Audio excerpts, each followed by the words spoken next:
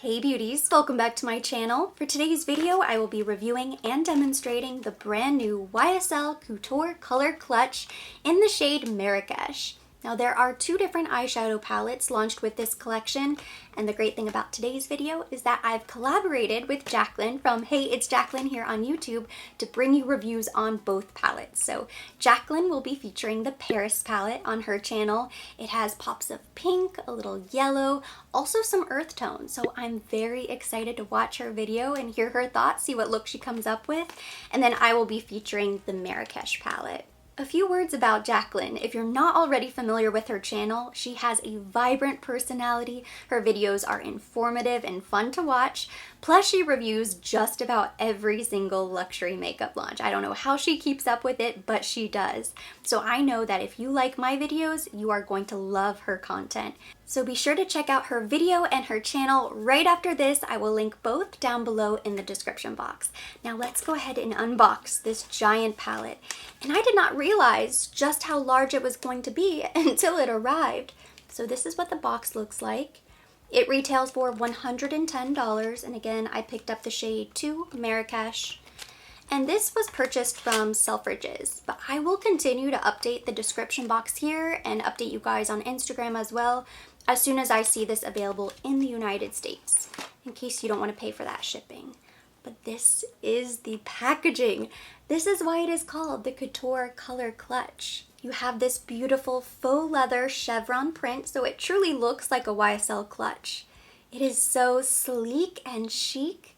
I knew as soon as I saw photos that I had to have one of these palettes.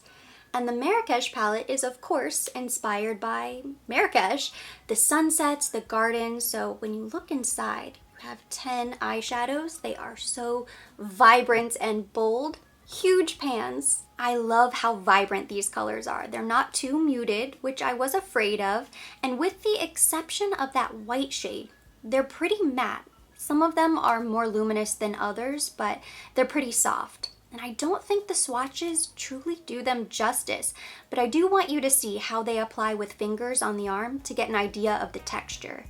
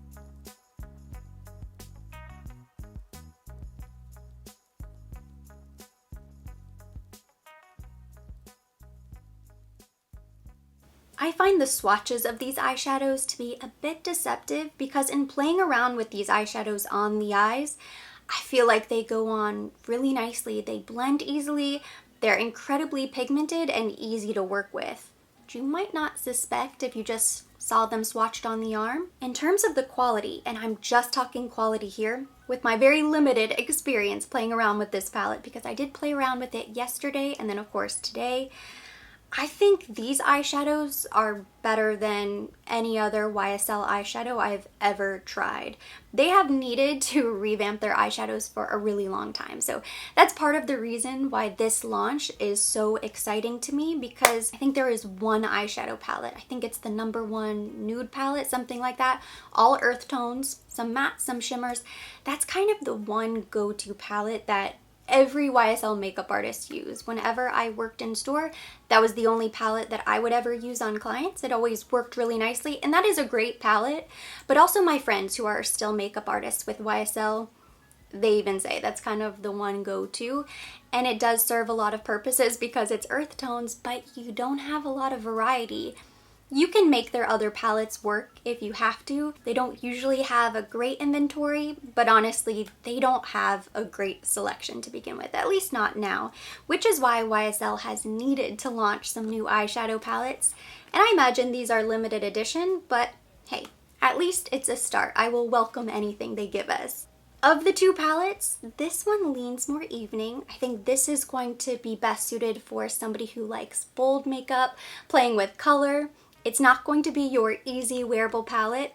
Even the Paris palette has some pops of color, but it also has a few shades that I think make it a little bit more wearable for daytime. But I was drawn to the Marrakech palette because it's so bold and daring, and I think you can come up with some really incredible looks with this palette. So let me go ahead and demonstrate how I achieved today's look.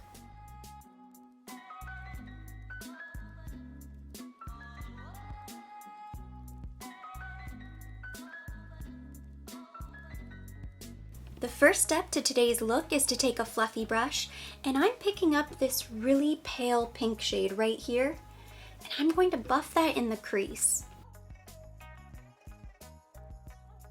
I think this eyeshadow works really nicely as a transition shade. It's slightly luminous, pale pink, but it's really beautiful.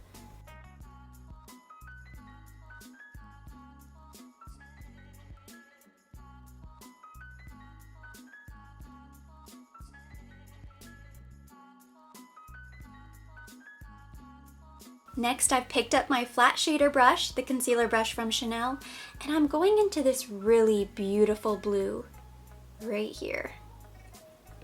I don't know what you call that. It's almost periwinkle, but slightly less purple. It's just one of the most beautiful blues I think exists in the world. So I'm very happy that they were able to put it in this eyeshadow palette. This is going all over the lid. And because I already did my face makeup, I want to be very careful.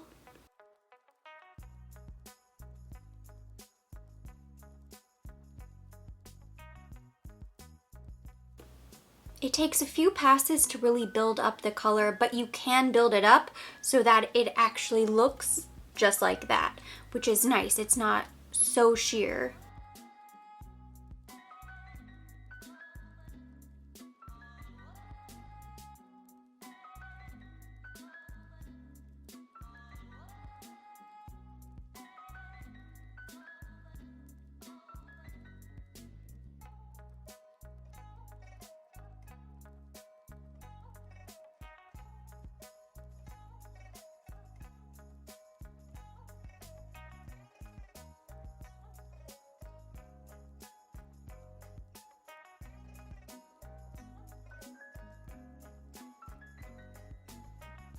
Picking up a rougher 13 brush, this is my Precision Fluffy.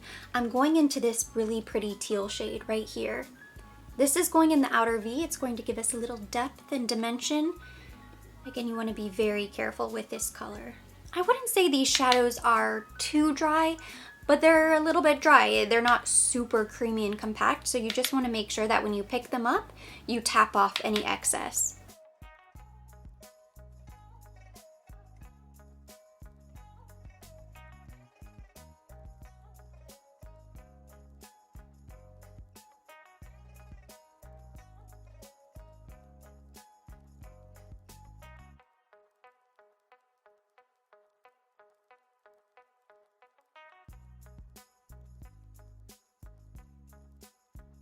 Once I've placed the eyeshadow roughly where I want it, I wiped off my brush and I'm going back and I'm very softly going to blend that outer edge.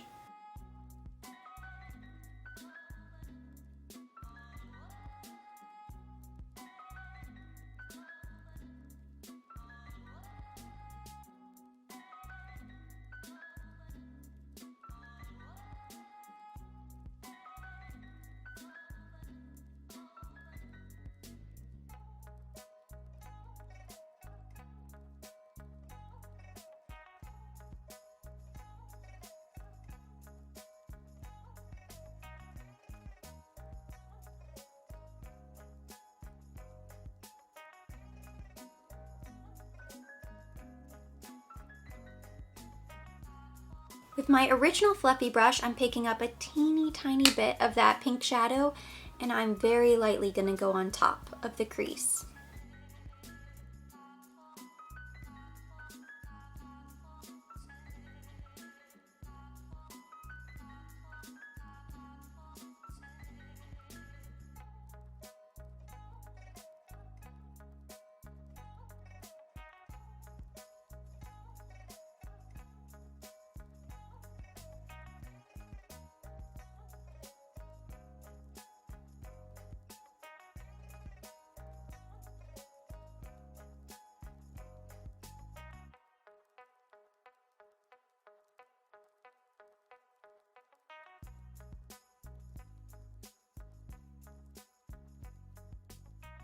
The top is now done, so I've picked up a pencil brush and I'm going back into this light pink shade, and I'm going to buff that underneath the lower lash line.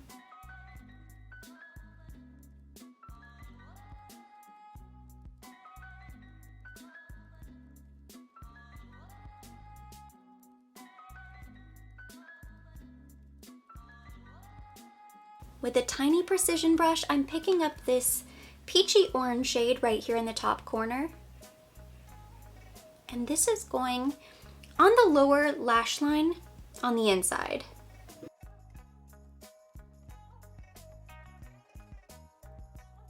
So I'm running this as close to the lash line as possible.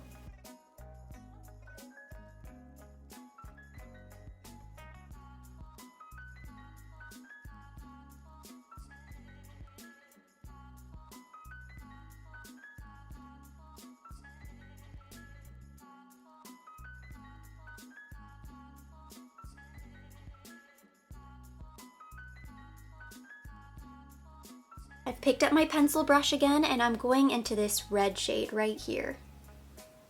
See it?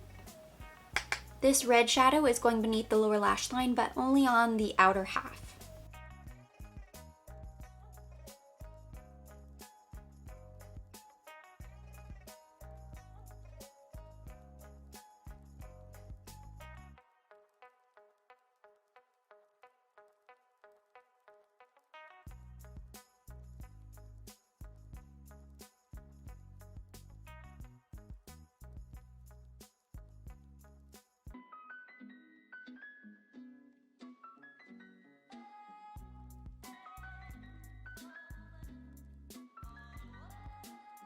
With my tiny precision brush, I'm picking up the light eyeshadow again, and this light pink is going in the inner corner.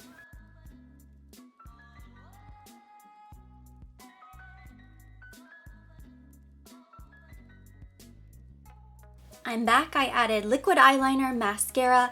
I also took a blank brush and I picked up this deep peach shade right here, and I applied a little bit of this eyeshadow right here, right above the crease on the inside, to kind of tie the entire look together. I just felt like it was missing a little something.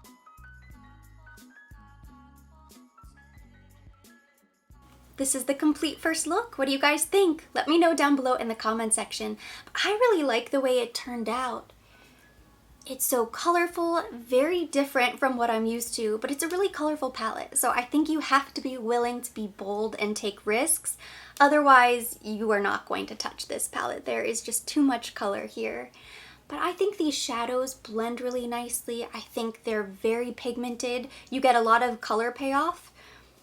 And it's just really fun to play around with. This isn't going to be a great everyday look, but I don't think this is a daily wear palette.